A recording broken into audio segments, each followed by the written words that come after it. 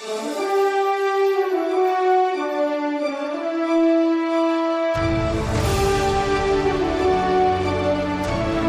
Cox.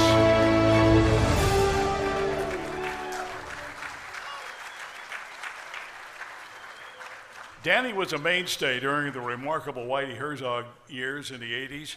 He pitched 11 seasons in the majors, including 6 with the Cardinals.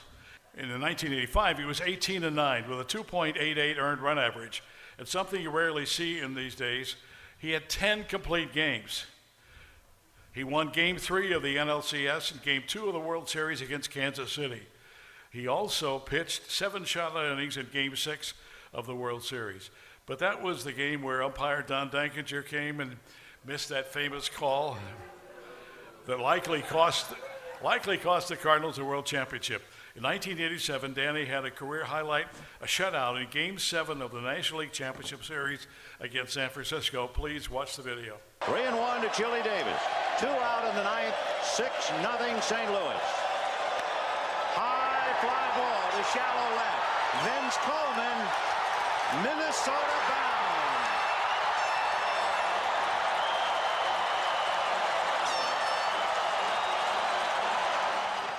Danny also won Game 5 in the 87 World Series. He was a bulldog, an old school pitcher. He was relentless. And tonight we're honored to welcome Danny Cox into the St. Louis Sports Hall of Fame. Randy? Thank you, Ron.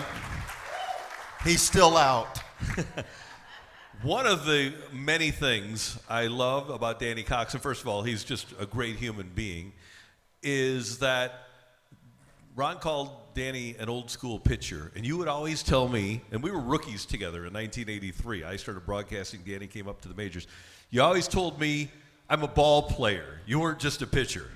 Absolutely. You know, as a kid, you grow up, you're playing short, center, pitching, doing whatever you can, and that kind of filters out as you get older because you find out there's guys at shortstop like Ozzie Smith.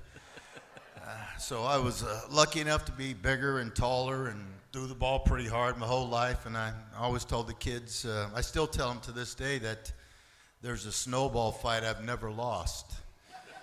So you get to intimidate everybody now, you know. The 8-year-olds don't even want to play catch with you anymore, but it's a lot of fun, and that's part of the game is playing all different positions and finding out what you like the best, and what worked for me was pitching.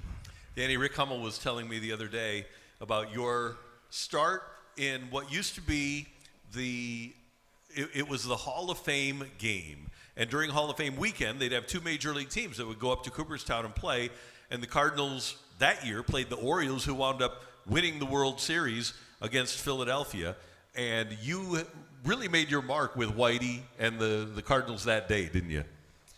Yeah, it was one of those things, and I was in AAA, and Jim Fregosi called me into the office and said, "You're going to pitch in the Hall of Fame game," and I'll be honest with you, I didn't know what that was.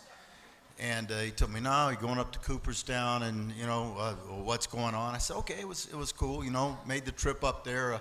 They said get on the bus. So when I go to get on the bus, the Cardinals were already on the bus, and they're sitting in the back, and I didn't know what to do, so I just sat in the front seat. And Dave LaPointe, being who Dave LaPointe is, if you guys know him, he told me, he goes, "Hey, Rook, you may want to go back a seat or two because that's where the skipper's sitting." So they broke me in real early playing with that. I ended up pitching 5 innings and holding them to 0 runs, give up a couple of hits. And then my next start was in the big leagues against Philadelphia. So it was a quick jump for me. And yeah, you never turned back after that. And boy, what a fun team to pitch in front of, right?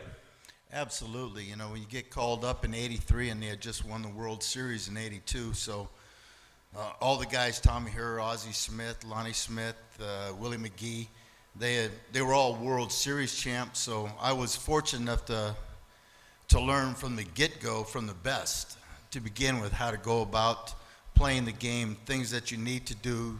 If you want to win it all, you know, why not listen to the guys who have already done that? And so I was in a good position, and we ended up going to 2 World Series, '85, '87, but unfortunately we didn't win them. But damn, we had some good teams though. How much of an impact did Whitey Herzog have on your life? Oh, a bunch. You know, he's like a dad away from home.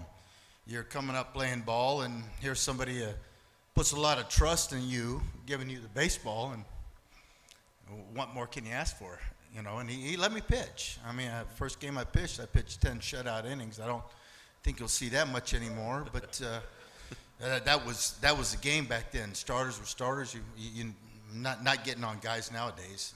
I'm not doing that. I'm just saying you had to be going 6, 7, 8, 9 innings if you wanted to be a starter when you got called up from the minor leagues.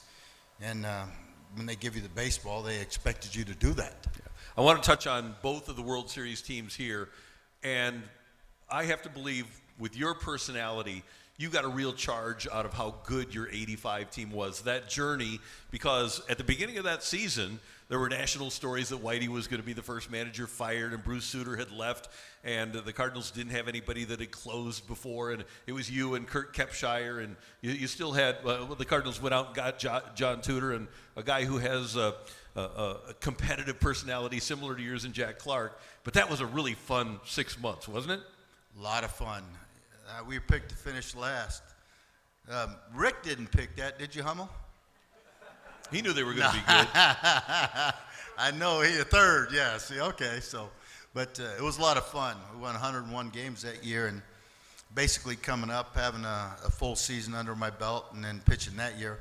I think a lot of it stemmed from the Cardinals organization, because back then, coming up, there was a lot of players that had played for the Cardinals, and when they talk about the Cardinals way, that's basically what it was. And we used to, talk on the bench where guys would be on another team that somebody knew. They would say, hey, that guy's a pretty good player, and we always used to say if he was any good, he'd be a Cardinal. And I always thought about that, and that's the way we looked at things. And, Terry Pendleton, Vince Coleman, all those guys that played with him, Andy Van Slyke coming up through the minor leagues. And, we all got to play in World Series, and I think we put some pretty good teams out there.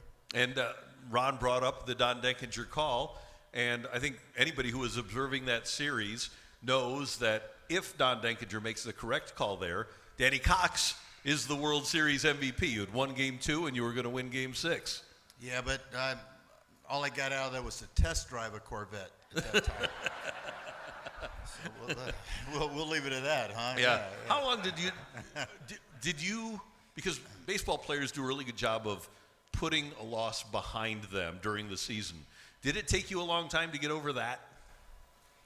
I think the only thing that really bothered me is when I would see a Kansas City Royal wearing a World Series ring.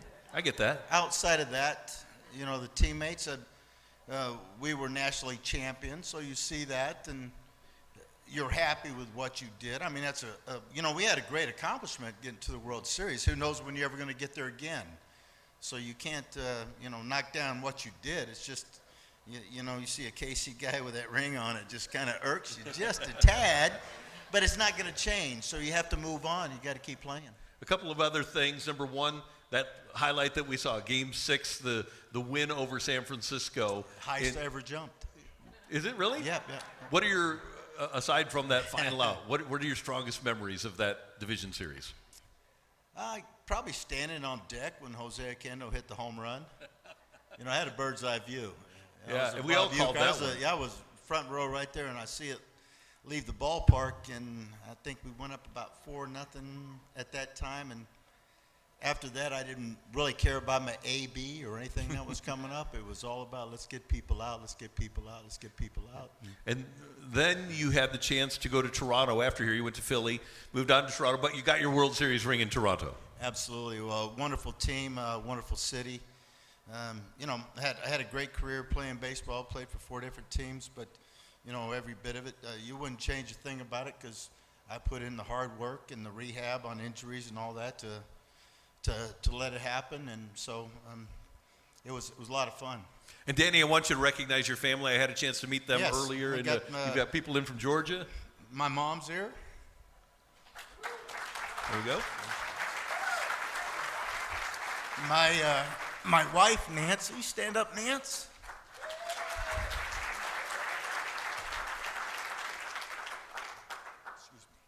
My son, Kyle. His wife, Shannon.